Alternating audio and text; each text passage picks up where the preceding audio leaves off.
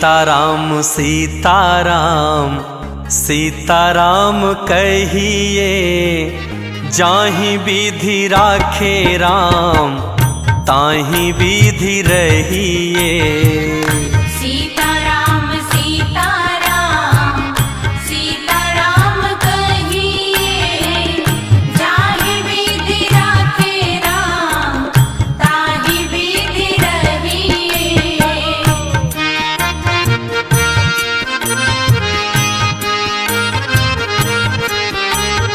मुख में भी श्री राम हो, सेवा में भी ठाकुर जी हो, ऐसा भाव है।